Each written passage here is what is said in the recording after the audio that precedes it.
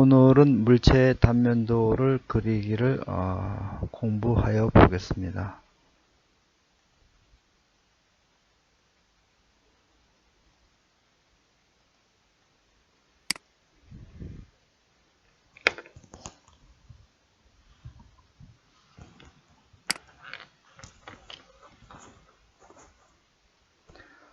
물체의 단면도의 그 학습 목표는 단면도의 작성 방법을 이해하고 설명할 수 있다. 단면도를 그리고 해칭이나 스머징을 할 수 있다.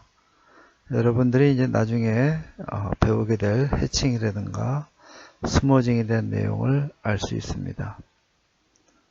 그리고 여러 가지 물체의 입체도를 단면으로 나타낼 수 있습니다. 이게 일종의 어떤 플랜지 부품인데요. 어떤 그 관하고 관을 연결시켜주는 부분이라 할 수 있습니다. 이 형상은 물체를 나타내는 투상도로 나타내는 것이고, 그 다음에 이쪽 면은 이 물체를 반으로 자른 모습입니다. 그 다음에 이 형상은 4분의 1 단면을 나타내는 것이죠. 이렇게 단면을 나타낼 때는 부품의 내부의 특성을 잘 알 수 있는 그런 특징이 있습니다. 자, 이 부품을 보고 관 내부가 비어 있군 하는 걸 알 수 있습니다. 마찬가지로 이것도 4분의 1 단면도를 해줌으로써 물체를 보다 더 쉽게 이해할 수 있도록 표현한 것입니다. 그럼 단면도는 물체의 내부 모양이 복잡한 경우에 수문선으로 표시하면 복잡하여 도면을 이해하기가 어렵게 됩니다. 수문선이라는 것은 물체 내부에 점선으로 표시가 되는 것을 수문선이라 합니다. 자, 이러한 경우에는 물체를 좀 더 명확하게 표시할 필요가 있는 곳에 절단 또는 파단한 것으로 가상하여 물체 내부가 보이는 것과 같이 표시하여 수문선이 없어지고 필요한 곳이 뚜렷하게 표시됩니다. 자, 이러한 부품을 절단면을 만듭니다. 그래서 절단면에서 떼어낸 부분이 이렇게 표시가 되겠죠. 이렇게. 그러면 이 단면도는 이러한 형상을 나타내게 됩니다. 그러면 이 부품은 원형이면서 단면의 구조를 알고 있음으로 인해서 도면을 좀 더 명확하게 그릴 수 있는 장점이 있습니다. 단면의 표시 방법을 보면요. 단면은 원칙적으로 기본 중심선에서 절단한 면으로 나타납니다. 이러한 부품이 있을 때 기본 중심선이 이 가운데 선이 지나는 선이 되겠습니다. 기본 중심선은 1.3선으로 이어져 있습니다.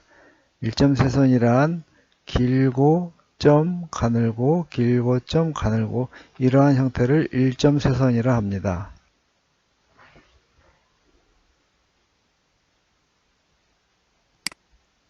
요 중심선 지나가는 부분이 기본 중심선이 되겠죠.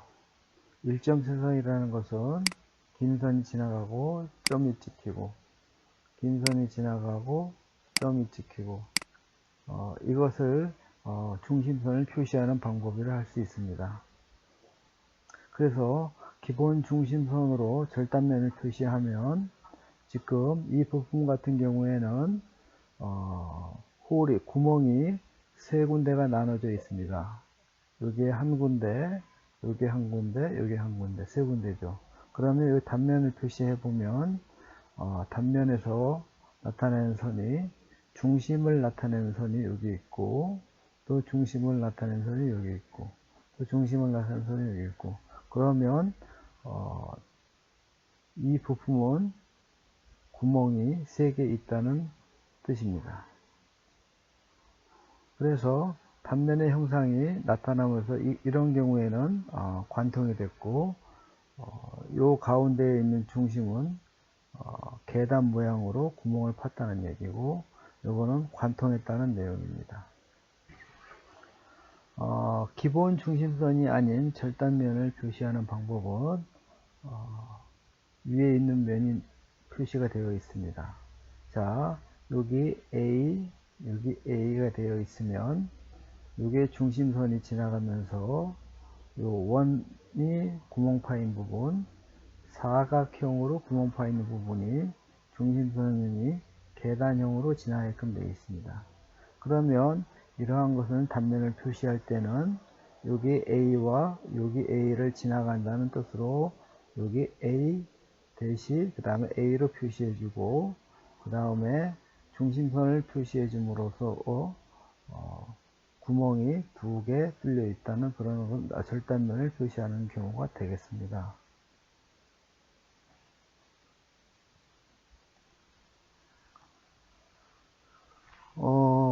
투상도에서요, 가상의 절단면 설치 위치와 한계의 표시는 그림과 같이 1.3선으로 하여 끝부분과 방향이 바뀌는 모서리 부분을 굵은 선으로 표시해 줍니다.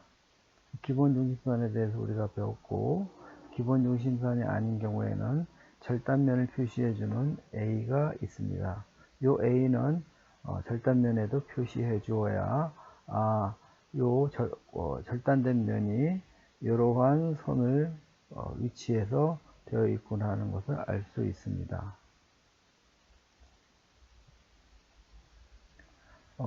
단면도를 좀 더 명확하게 표시하기 위하여 절단선 양끝 부분에는 그림과 같이 화살표를 투산 방향으로 정하도록 붙이고, 단면의 부위에 문자 기호, 한글 또는 알파벳 대문자 중 한 가지로 기입하여야 합니다. 여기 A하고 여기 A가 되겠습니다.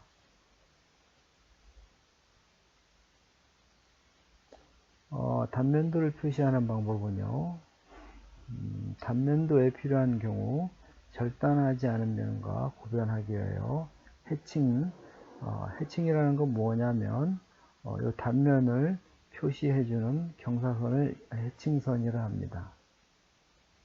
그 다음에 스머징이라는 것은 단면으로 표시됐다고 표시해주는 걸 스머징이라 합니다. 그리고 이 물체 부품의 단면을 보면요, 여기에 하나의 단면이 있고 두 개의 부품이 단면된 것입니다.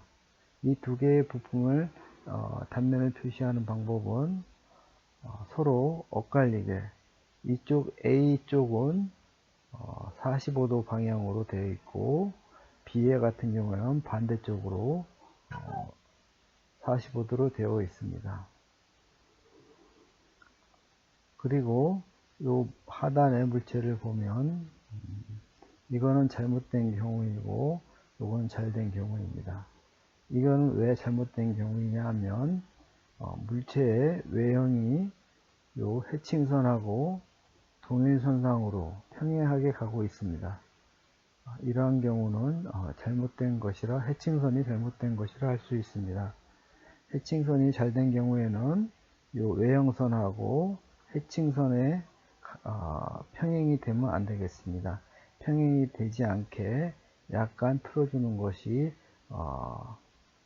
각도를 달리해서 구분하는 것이 이 부분이 단면이라는 것을 확실하게 나타내는 것입니다.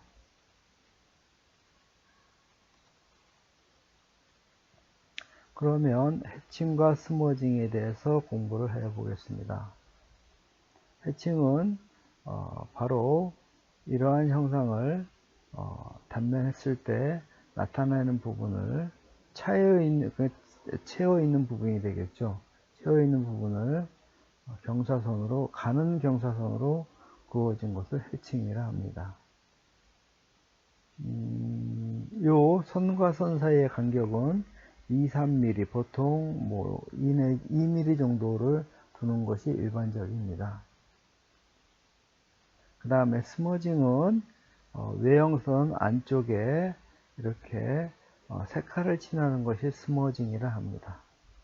그러니까 해칭하고 스머징은 같은 결과를 나타내는 것이죠.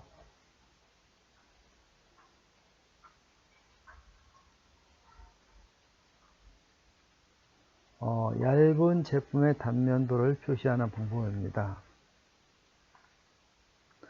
가스킷이라든가 그 다음에 양철판, 형광 제품과 같이 극히 얇은 제품의 단면은 그림과 같이 투상선을 한 개의 굵은 실선만으로 표시합니다. 지금 이 부분을 보면요, 여기 부분하고 이 부분하고 두 개의 부품이 연결이 되어 있습니다. 연결되는 부분에는 고정되기 위해서 이렇게 나사로 체결해 줍니다. 그러면 만약에 이 안에 유체가 들어있을 경우에는 이 틈새로 유체가 유출되겠죠. 이 유출을 방지하기 위해서 가스켓을 가운데 씌워주게 되어 있습니다. 그러면 가스켓을 씌워주면 이 안에 유체가 있을 때 누출이 안 됩니다. 이러한 것을 표시하는 방법은 그림과 같이 두 개의 부품이 연결되어 있을 때 나사로 체결되어 있을 경우에 가스켓을 가운데 껴준다는 내용입니다. 이러한 경우는 자동차의 엔진 블록 같은 경우에 해당이 되겠습니다. 자, 그러면 절단면 뒤에 나타나는 숨은선이나 중심선 등은 되도록 기입하지 않습니다. 자, 이 물체 같은 경우에는 좌우가 같은 모양이기 때문에 중심선을 그어줬습니다. 그리고 또 윗부분과 아랫부분이 또 같은 형상입니다. 이러한 같은 형상을 생략하기 위해서 중심선을 그어주고 서로 대칭이라는 것을 보여주기 위해서 이쪽 부분하고 이쪽 부분에 가는 실선으로 그어 주었습니다. 이것이 얇은 제품의 단면을 표시하는 방법입니다. 지금까지 시청하여 주셔서 감사합니다.